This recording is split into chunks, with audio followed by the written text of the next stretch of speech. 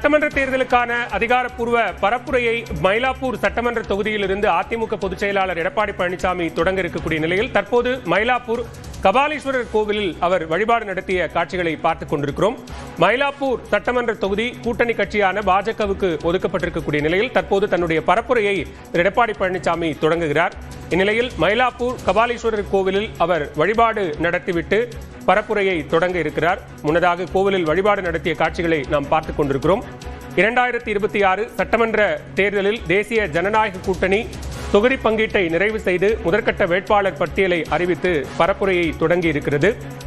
இன்னும் மீதம் இருக்கக்கூடிய கட்சிகள் எந்தெந்த தொகுதிகளில் யார் யார் போட்டியிடுகிறார்கள் என்கிற வேட்பாளர் பட்டியல் இறுதி செய்யப்பட்டு விரைவில் அறிவிக்கப்படுவதற்கான வாய்ப்புகள் இருக்கக்கூடிய நிலையில் தற்போது மயிலாப்பூர் கபாலீஸ்வரர் கோவிலில் அதிமுக பொதுச் செயலாளர் எடப்பாடி பழனிசாமி வழிபாடு நடத்திய அந்த காட்சிகளை பார்த்துக் கொண்டிருக்கிறோம்.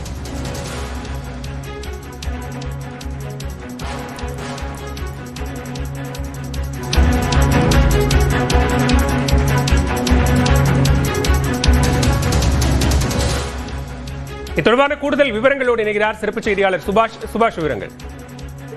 அதாவது இன்று மிக முக்கியமான நாளாக தேசிய ஜனநாயக கூட்டணிக்கு பார்க்க வேண்டியது இருக்கிறது. அவரது கூட்டணி கட்சிகள் அனைத்திற்குமான இடங்கள் பேசி முடிக்கப்பட்டு ஒப்பந்தம் கையெழுத்தாகி யார் யாருக்கு என்னென்ன தொகுதி என்பது அறிவிப்பாகி இருக்கிறது.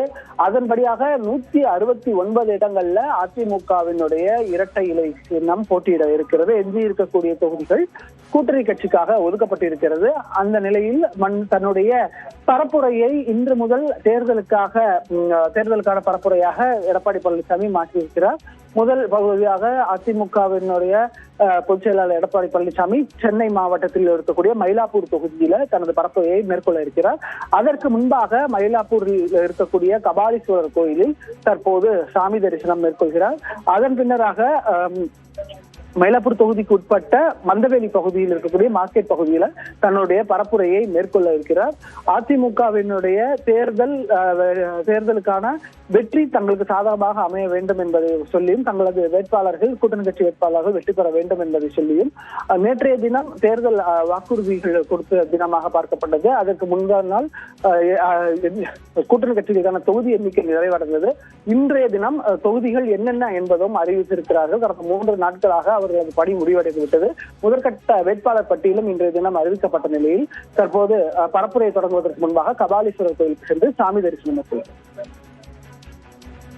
மயிலாப்பூர் கபாலீஸ்வரர் கோயிலில் அதிமுக பொதுச் செயலாளர் எடப்பாடி பழனிசாமி வழிபாடு மேற்கொண்ட பின் தன்னுடைய பரப்புரையை தொடங்குகிறார்.